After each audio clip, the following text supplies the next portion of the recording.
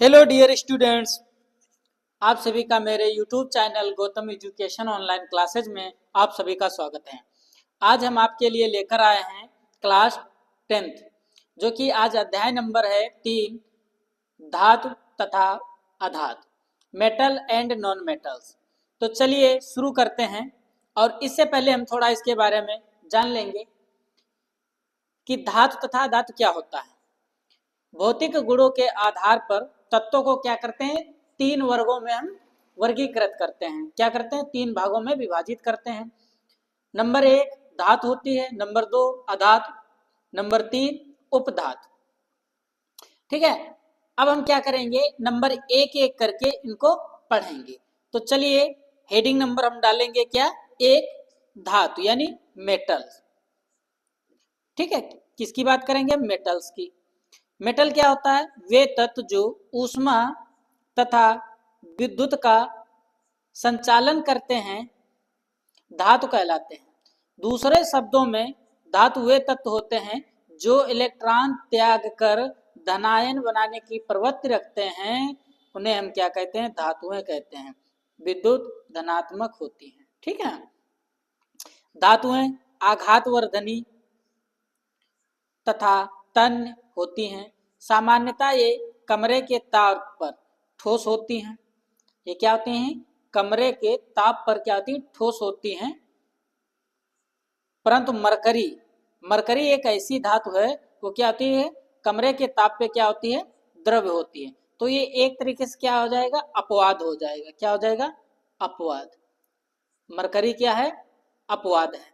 इस चीज को याद रखना है। ठीक है, उदाहरण की बात करें तो एल्युमिनियम को हम क्या करते हैं, एल से दिखाते हैं, कॉपर। मुद्रा धातु, उत्कृष्ट धातुएं जैसे एजी, एयू, पीटी। क्षारीय धातुएं एलआई, एनए, के। क्षारीय मृदा धातुएं क्या कौन होती हैं, बीई, एमजी, सीए।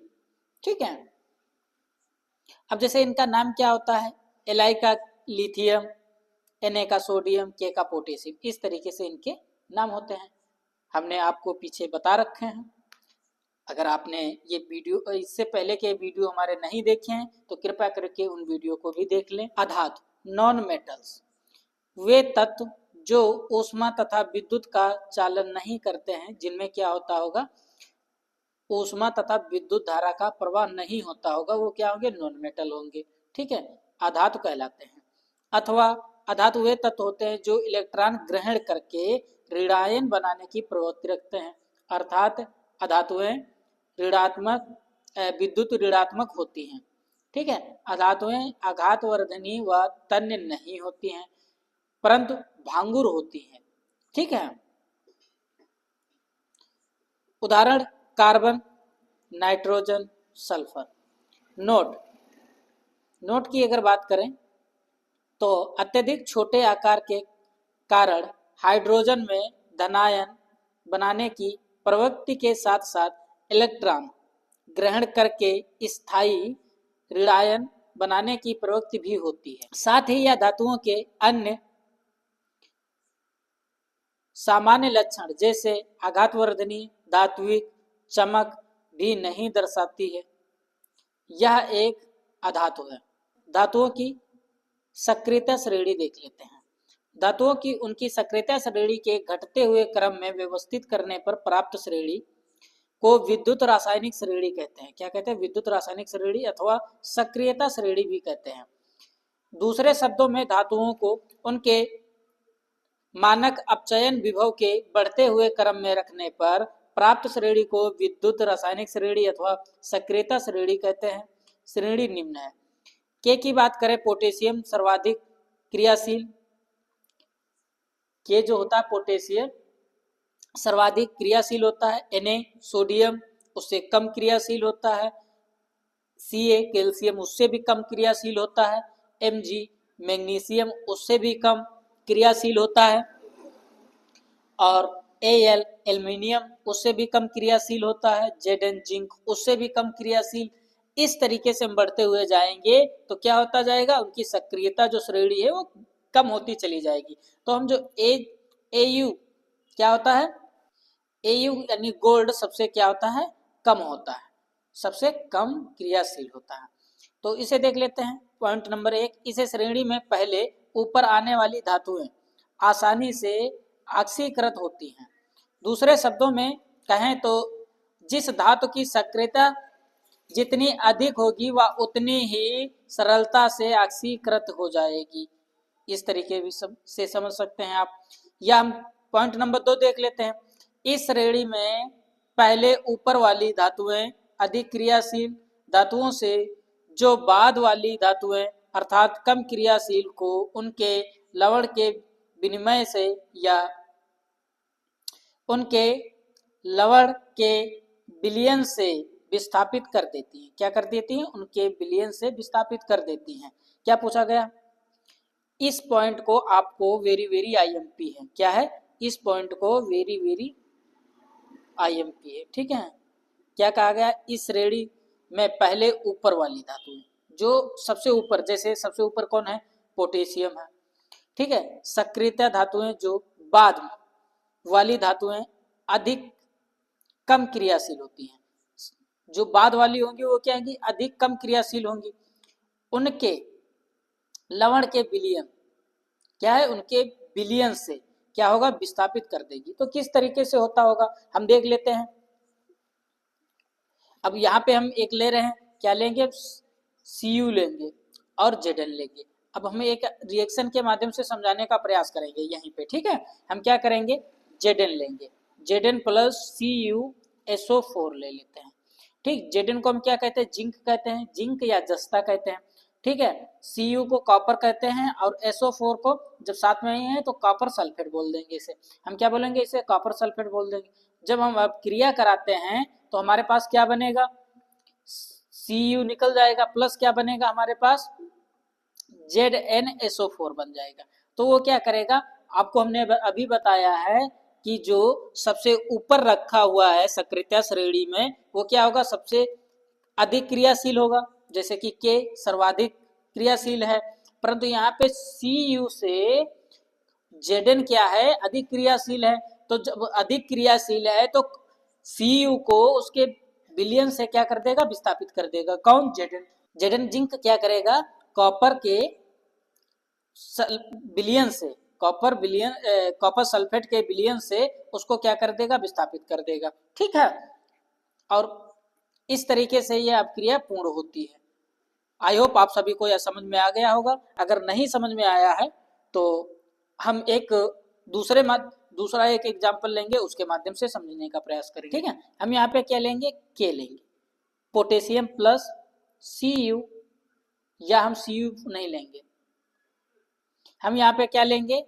के लेंगे, पोटेशियम प्लस ZnSO4 ले लेते हैं। क्या लेंगे? ZnSO4 ले लेंगे।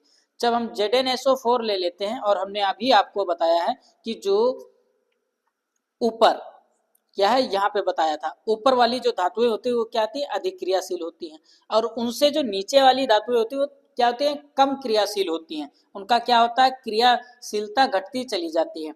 तो इस तरीके से हमने आपको बता दिया है। तो देख लेते हैं किस तरीके से होता है। Zn की अपेक्षा जो है पोटेशियम यानी K क्या है? अधिक क्रियाशील है। तो जब अधिक क्रियाशील है तो ये क्या है? ZnSO4 का विलयन है जिंक सल्फेट। जब जिंक सल्फेट के विलयन में हम क्या करते हैं? पोटेशियम डालते हैं। जब पोटेशियम डालेंगे तो उसमें क्या होगा कि Zn को उसके विलयन से विस्थापित कर देगा और उसका स्थान स्वयं ले लेगा। किस तरीके से होगा? KSO4 बनेगा प्लस Zn निकल जाएगा। तो KSO4 को क्या कहेंगे? पोटेशियम सल्फेट बोल देंगे। इसको क्या बोलेंगे? पोटेशियम सल्फेट बोल देंगे। और हमारे पास क्या बना है? जिंक धातु बनी है। क्या बनी है? जिंक धातु।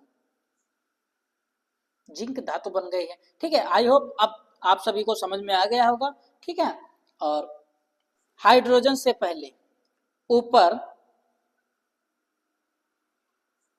हाइड्रोजन से पहले ऊपर वाली धातुएं अम्लों से अभिक्रिया करके हाइड्रोजन गैस विस्थापित करती हैं। श्रेणी में धातु का स्थान जितना ऊपर होता है उसकी अम्लों से क्रिया करके हाइड्रोजन गैस विस्थापन करने की क्षमता उतनी ही क्या होगी, अधिक होगी। जो धातु का स्थान जितना ऊपर होगा वो उतना ही क्या करेगा, हाइड्रोजन को विस्थापन करने की क्षमता अधिक रखेगा। ये आपसे पूछा गया है, ठीक है। अब हम अगर बात करें तो देख लेते हैं किस तरीके से, एक एग्जाम्पल के माध्यम से। एक हम क्या लेंगे, एग्जाम्पल लेंगे, देख लेते हैं हमने क्या लिया है। जैसे क्या लिए हैं, पोटेशियम लिए हैं, प्लस क्या लिए हैं, HCl लिए हैं, ठीक है। तो पोटेशियम प्लस HCl, HCl को हाइड्रोक्लोरिक अम्ल कहते हैं, ठीक है। जब हम इसको क्या कराते हैं, अपक्रिया कराते हैं तो हमें क्या प्राप्त होगा, KCl प्लस क्या प्राप्त होगा, हमें हाइड्रोजन गैस प्राप्त होगी, ठीक है। तो KCl पोटेशियम क्लोराइड बनेगा, प्लस क्या बनेगी, हाइड्रोजन गैस बनेगी, जो कि निकल जाएगी। हम कोई भी चीज जब अपक्रिया से निकलती है तो हम उसका तीर ऊपर की तरीके से दिखाते हैं, जब अवक्षेप नीचे की ओर बैठ जाता है तो हम तीर इस तरीके से दिखाते हैं, ठीक है। ये आपको याद रखना है। अब बात करते हैं इस श्रेणी में शीर्ष पर स्थित, जैसे Li, Na, के आदि अधिक क्रियाशील होने के कारण ठंडे जल के साथ क्रिया करा के भी हाइड्रोजन गैस मुक्त करती हैं। अगर इनकी ये हमने तीनों चीजें ले ली हैं और ये अधिक क्रियाशील होने के कारण ये क्या करती हैं, अगर ठंडे जल के साथ में भी हम अभिक्रिया कराते हैं तब भी क्या होगी, हाइड्रोजन गैस मुक्त होती है। आपने देखा होगा, बहुत सारे वीडियो में देखा होगा, या अगर कभी आपने प्रयोग किया होगा तो हम ठंडे जल में, ठीक है, अगर सोडियम लाते हैं और सोडियम धातु लाते हैं और जल में डालते हैं तो अतिशीघ्र एक रिएक्शन होती है, ब्लास्ट होता है। तो उसमें क्या होती है, एक गैस निकलती है। ब्लास्ट क्यों होता है, एक गैस निकलती है, कौन सी, हाइड्रोजन गैस निकलती है, जो कि एक ज्वलनशील होती है। एक देख लेते हैं, अगर हम एक एग्जाम्पल के माध्यम से समझने का प्रयास करेंगे तो हम यहाँ पे क्या लेंगे, H2O लेंगे, ठंडा जल लेंगे, प्लस हम क्या लेंगे, Na लेंगे, ठीक है। जब हम इसकी अभिक्रिया कराते हैं तो हमें क्या प्राप्त होता है, इससे क्या होगा, हाइड्रोजन गैस जो होगी निकल जाएगी, ठीक है। तो क्या हमारे पास प्राप्त हो जाएगा, NaOH प्राप्त हो जाएगा, ठीक है, सोडियम हाइड्रोक्साइड बनेगा। इस तरीके से अभिक्रिया होती है। अब आयस की बात कर लेते हैं। ये खनिज जिनसे धातु का निष्कर्षण सुगमता तथा कम खर्च के साथ किया जाता है, आयस कहलाते हैं। उदाहरण हार्न सिल्वर, Ag क्लोराइड यानी AgCl, ठीक है। ये आदि एग्जाम्पल दिए हैं। अतः स्पष्ट है कि सभी अयस्क खनिज होते हैं, परंतु सभी खनिज अयस्क नहीं होते हैं। ये IMP पॉइंट है, ठीक है। ये आपका वेरी IMP पॉइंट है। किसी भी धातु के एक से अधिक अयस्क हो सकते हैं, किसी भी धातु के एक से अधिक अयस्क हो सकते हैं, या धातु को प्राप्त करने के स्थान, प्राकृतिक वातावरण, किसी विशेष खनिज की प्रकृति में उपलब्ध मात्रा एवं उस स्थान देश में उपलब्ध साधन आदि पर निर्भर करता है, ठीक है। अयस्कों को उनके यौगिक की प्रकृति के आधार पर निम्न भागों में वर्गीकृत कर सकता है या किया जा सकता है। अयस्क ऑक्साइड कौन कौन से होते हैं, Al2O3.2H2, ठीक है। एक तो ये हो जाएगा, इसको हम बॉक्साइड भी बोल सकते हैं। इसको क्या बोल देंगे हम, बॉक्साइड। फिर हम लेंगे दूसरा Cu2O, इसको हम क्या बोल देते हैं, क्यूप्राइट बोल देते हैं। फिर हम क्या देखते हैं, Fe2O3, इसको हम क्या बोल देते हैं, हेमेटाइट बोल देते हैं। फिर देखते हैं Fe3O4 देख लेते हैं, इसको क्या बोल देते हैं, मैग्नेटाइट बोल देते हैं, ठीक है। फिर देख लेते हैं ZnO को क्या बोल देते हैं, वैसे तो हम जिंक ऑक्साइड बोलते हैं, परंतु यहाँ पे हम क्या बोलेंगे, जिंकाइट बोल देंगे, आदि, ठीक है। आदि एग्जाम्पल हो गए आपके। और अगर अब बात करें कार्बोनेट ऑक्साइड की बात करें तो कौन कौन से होते हैं आपके पास, इनको भी आपको याद रखना है। तो कौन कौन सा होता है, केलेमाइन होता है, केलेमाइन ZnCO3 केलामाइन होता है, जो कि ये एक मेडिसिन में भी उपयोग किया जाता है। ठीक है, लाइमस्टोन भी होता है, जिसको हम क्या बोलते हैं, CaCO3 लाइमस्टोन भी होता है। सीडेराइट भी होता है, FeCO3 ये भी होता है, सीडेराइट आदि एग्जाम्पल होते हैं। ठीक है, इसको भी याद रखना है आपको। सल्फाइड अयस्क भी होते हैं, जैसे कॉपर पायराइड। कॉपर पायराइड का सूत्र होगा CuFeS2, ये हो जाएगा। फिर उसके बाद में जिंक ब्लेंड होगा, कौन हो जाएगा, ZnS हो जाएगा। सिनेबार हो जाएगा, HgS हो जाएगा आपका। ठीक है, आयरन पायराइड होगा FeS2, आयरन पायराइड हो जाएगा आपका। ये आपके एग्जाम्पल होते हैं। ठीक है, अब हम किसका एग्जाम्पल देख लेंगे, क्लोराइड अयस्क का भी देख लेते हैं। तो हार्न सिल्वर होता है, हार्न सिल्वर को AgCl बोलते हैं। ठीक है, और कार्नेलाइट होता है, कार्नेलाइट का जो सूत्र होता है KCl भी हो सकता है, .mgCl2 हो सकता है, .6H2 ये होता है। ठीक है, यहाँ तक होता है, इसको याद रखना है आपको। ठीक है, आदि ये एग्जाम्पल आपके बोर्ड एग्जाम में पूछे जाते हैं, ये बहुत बहुत IMP पॉइंट हैं। ठीक है, अब हम देख लेते हैं अयस्कों के शुद्धिकरण या अयस्कों का शुद्धिकरण।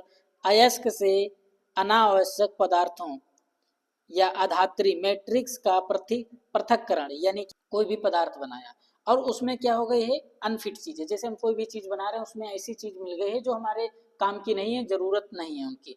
ठीक है, तो उसका क्या करना है, पृथक्करण निकालना, यानी हटाना है उससे।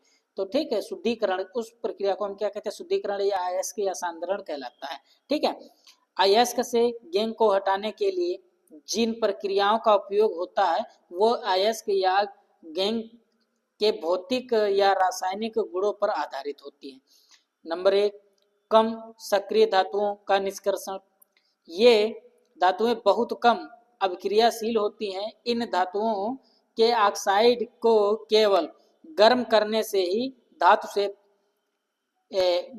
को प्राप्त किया जा सकता है, जैसे सिनेबार। HgS, सिनेबार मरकरी का एक अयस्क है।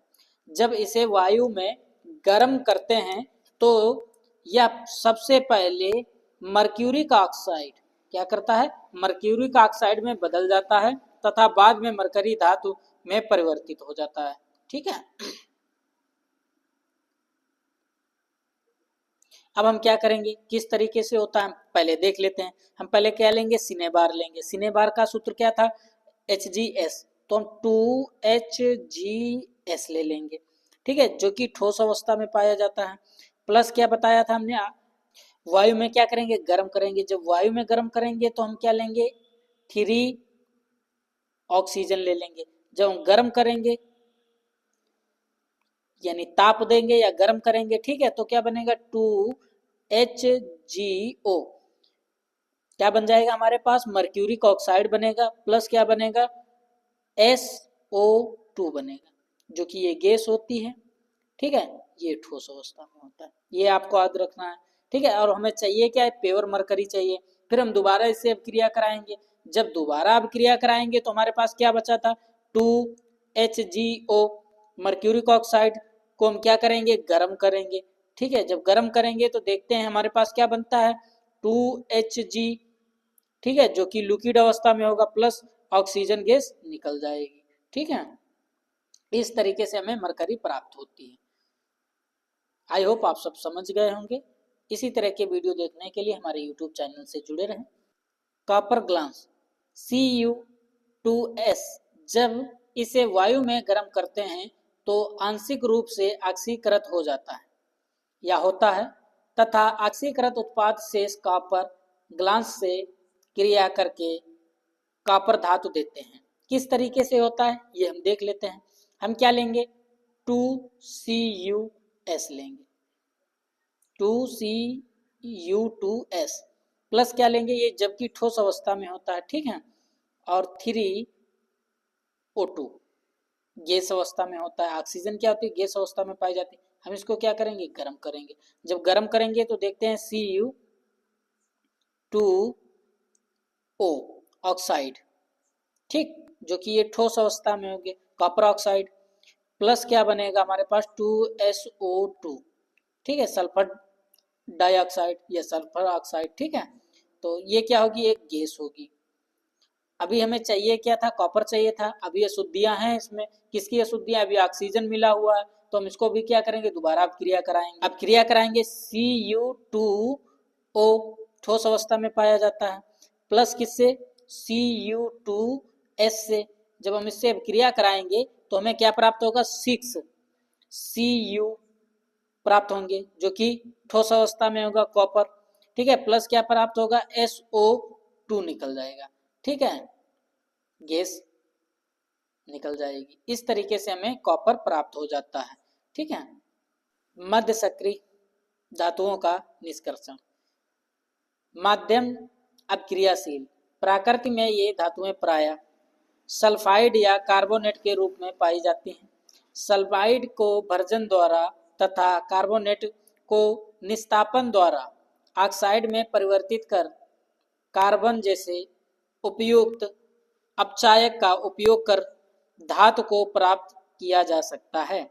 जिंक के निष्कर्षण के समय निम्न अभिक्रियाएं होती हैं। नंबर 1 है भर्जन, सल्फर,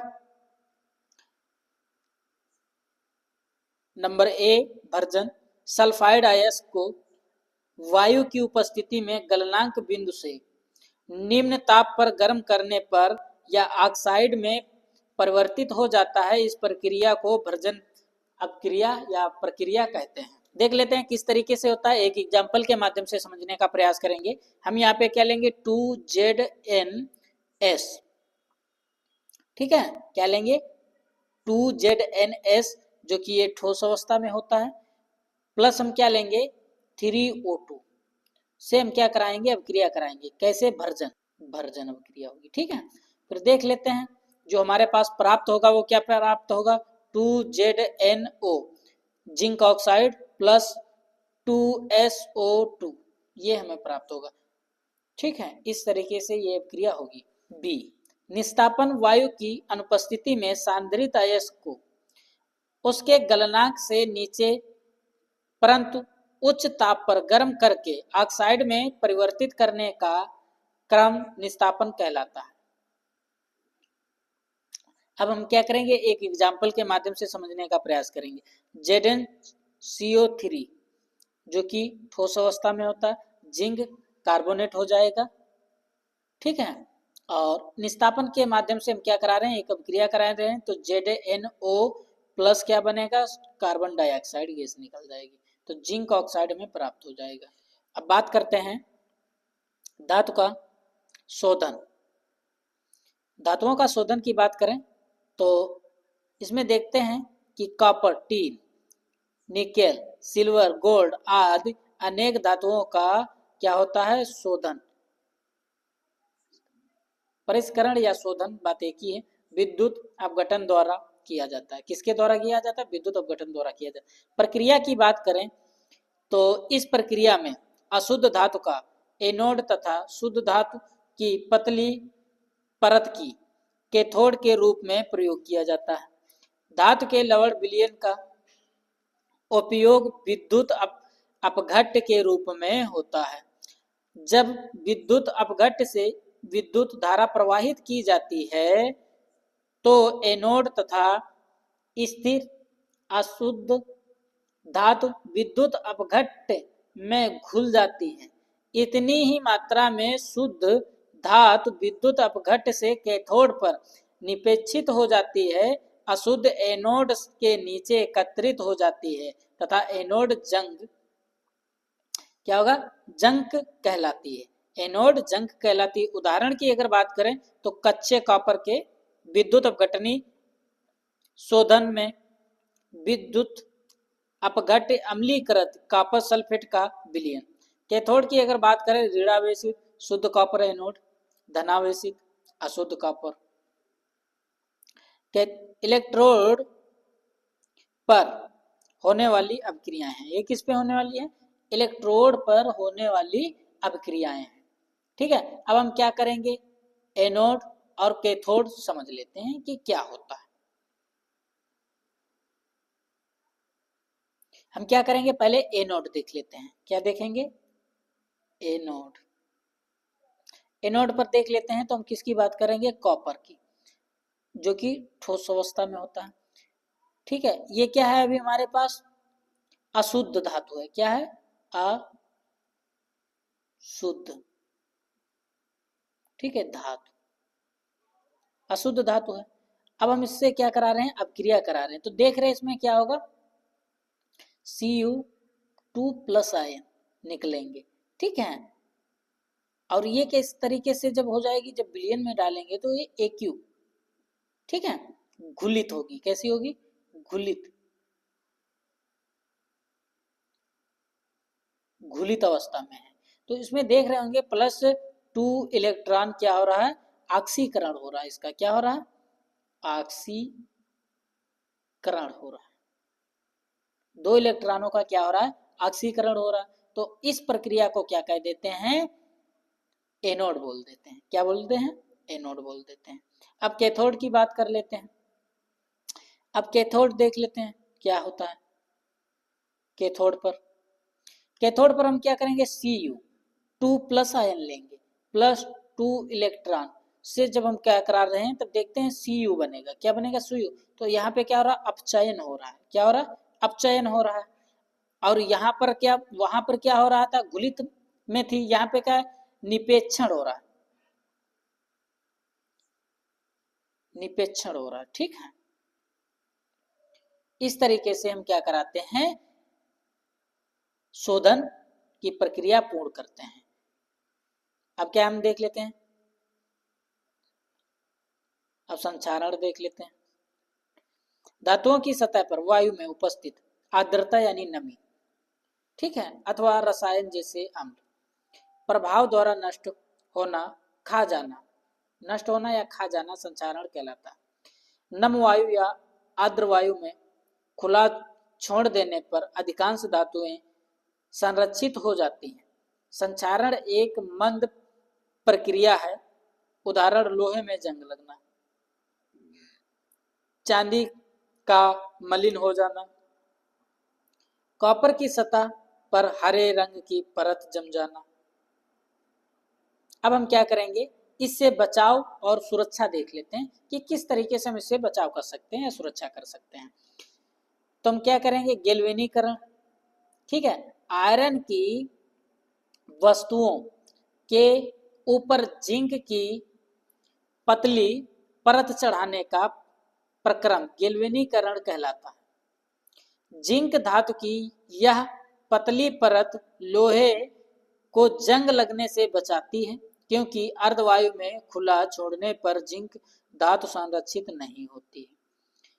टिन प्लेटिंग तथा क्रोम प्लेटिंग।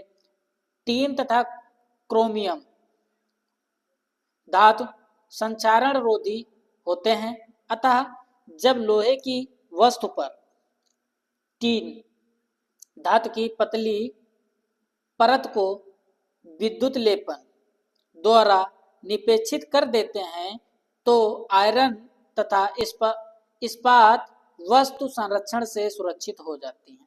ठीक है, दूसरा ऑप्शन अपने पास ग्रीस लगाना। क्या लगा सकते हैं, ग्रीस, ग्रीस का भी उपयोग कर सकते हैं, ऑयल का भी उपयोग कर सकते हैं। ठीक है, चिकनी चीजों का उपयोग कर सकते हैं। ठीक है,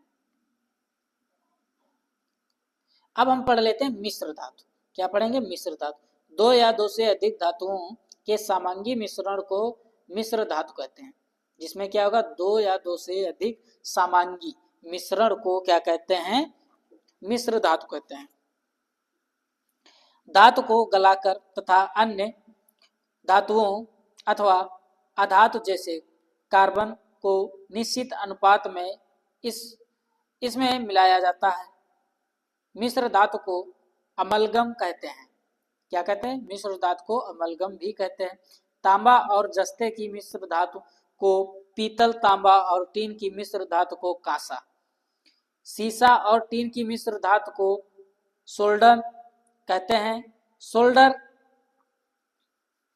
सोल्डर का गलनांक बहुत कम होता है, इसलिए इसका उपयोग विद्युत तारों को जोड़ने व वेल्डिंग करने के काम में उपयोग लिया जाता है।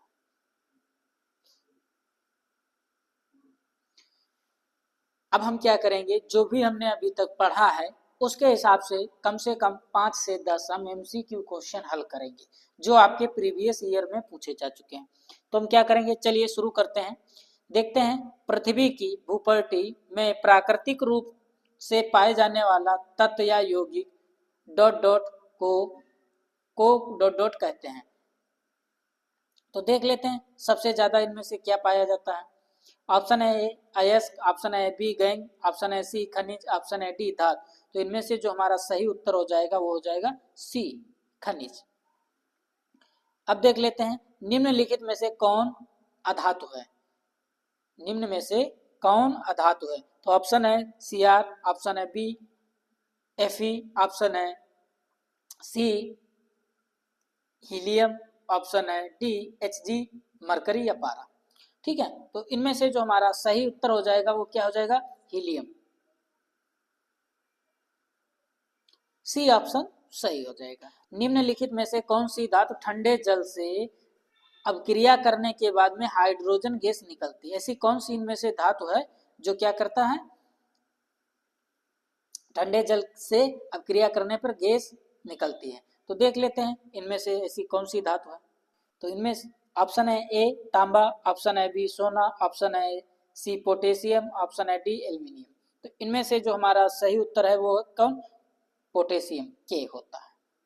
ठीक है, और किस तरीके से होता है हम इस अपक्रिया के माध्यम से एक समझने के अपक्रिया के माध्यम से समझने का प्रयास करेंगे। हमने क्या लिया है, के पोटेशियम लिया है, प्लस क्या लिया है किसके साथ में, ठंडे जल, तो H2O हो जाएगा आपके पास ठंडे जल। जब हम ठंडे जल से अपक्रिया कराते हैं तो हमारे पास क्या बनेगा, KOH बनेगा।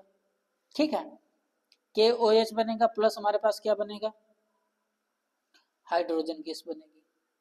ठीक है, जो कि निकल जाएगी। इस तरीके से अपक्रिया होती है। ठीक है, और बैलेंस करने की अगर बात आती है तो आप बैलेंस किस तरीके से करेंगे। यहाँ पे हाइड्रोजन कितने हैं, एक है, यहाँ पे दो है, तो हम यहाँ पे क्या करेंगे 2 लगा देंगे तो यहाँ 4 हो जाएंगे। अब यहाँ पे क्या करेंगे 2 लगा देंगे, यहाँ पे 2 लगा देंगे, बैलेंस हो जाएगा। ठीक है, आई होप आप सभी को ये समझ में आ रहा होगा। अब देख लेते हैं, निम्नलिखित में से कौन सी धातु जल के साथ सामान्य ताप पर क्रिया करती है। ऑप्शन है ए Cu कॉपर, ऑप्शन है बी Na सोडियम, ऑप्शन है सी Al एल्यूमिनियम, ऑप्शन है डी Mg मैग्नीशियम। तो इनमें से जो हमारा सही उत्तर है वो कौन है, बी सोडियम Na। निम्नलिखित में से कौन सा तत्व धात्विक है। निम्न में से कौन सा तत्व धात्विक है, तो देख लेते हैं। ऑप्शन है आपके पास ए पी फास्फोरस, ऑप्शन है बी He हीलियम, ऑप्शन है सी Li लिथियम, ऑप्शन है डी एस सल्फर। तो इनमें से हमारा जो सही उत्तर हो जाएगा वो है Li लिथियम। सामान्य तापक्रम पर दाब में द्रव के रूप में पाई जाने वाली अधातु है। ऑप्शन है ए क्लोरीन, ऑप्शन है बी ब्रोमीन, ऑप्शन है सी फ्लोरीन, ऑप्शन है डी आयोडीन। तो इनमें से जो हमारा सही उत्तर है वो है ब्रोमीन, बी ऑप्शन सही हो जाएगा। एंटीमनी है, ऑप्शन है ए उपधात, बी धात, सी अधात, डी अक्रिय गैस। तो इनमें से जो हमारा सही उत्तर हो जाएगा वो है उपधातु। क्या होती हैं, उपधातु होती हैं। तो ए ऑप्शन हमारा सही हो जाते हैं। ये आपके वेरी IMP पॉइंट हैं, इस चीज को आपको याद रखना है। देखिए ये पूछे गए हैं प्रीवियस ईयर में। ठीक है, हम उन्हीं क्वेश्चनों को लाए हैं जो आपके प्रीवियस ईयर में पूछे जा चुके हैं। ठीक है, तो ये आपका एंटी मनी वाला जो है IMP है, वेरी IMP है। ठीक है, अमलगम होता है। अब बात की जाए तो अमलगम क्या होता है, तो हमने बताया भी था अभी। ए उपधातु, बी मिश्र धातु, सी यौगिक, ऑप्शन है डी विषमांगी मिश्रण। तो इनमें से जो सही हो जाएगा वो हो जाएगा मिश्र धातु। ठीक है, तो बी ऑप्शन हमारा सही हो जाएगा। आगे देख लेते हैं।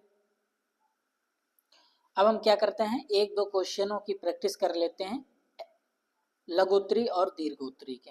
देख लेते हैं किस तरीके से आपको एग्जाम हॉल में लिखना है। ठीक है, जो 25 तारीख को आपका होने वाला पेपर है, आशा करूंगा कि आपका पेपर बड़ा अच्छा हो। तो चलिए, कॉपर Cu की छड़ को सिल्वर नाइट्रेट AgNO3 के विलयन में डालने पर कुछ समय बाद विलयन का रंग नीला हो जाता है, विद्युत रासायनिक श्रेणी के आधार पर समझाइए। ये आपका 2012 और 2014 और 2017 में पूछा गया है। ये आपका IMP पॉइंट है। सिल्वर नाइट्रेट AgNO3 के विलयन में कॉपर का तार डालने पर विलयन का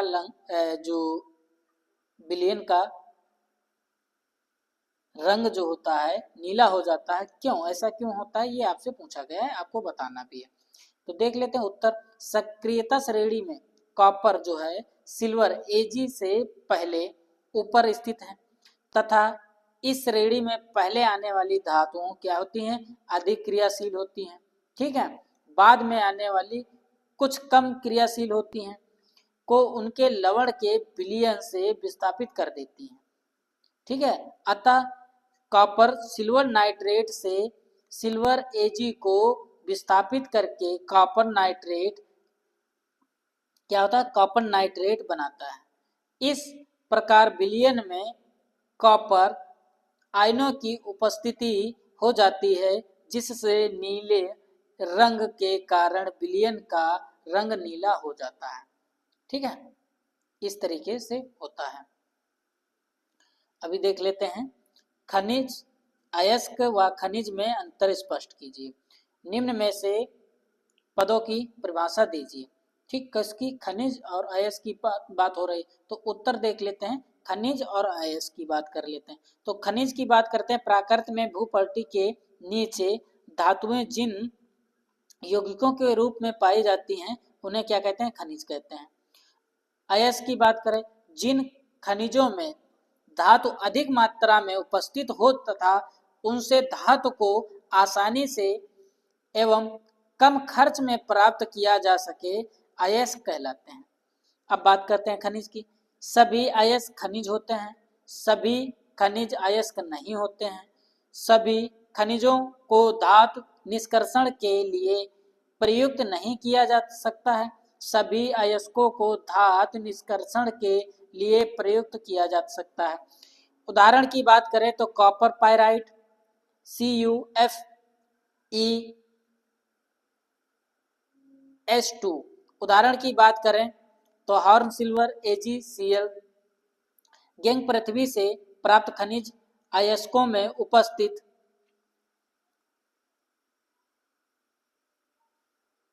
आदि को गैंग कहते हैं। अशुद्धियां जैसे मिट्टी, रेत। आई होप आप सभी को यह वीडियो पसंद आया होगा। इसी तरह के वीडियो देखने के लिए हमारे YouTube चैनल से जुड़े रहें। हम मिलेंगे आपको अगले वीडियो में।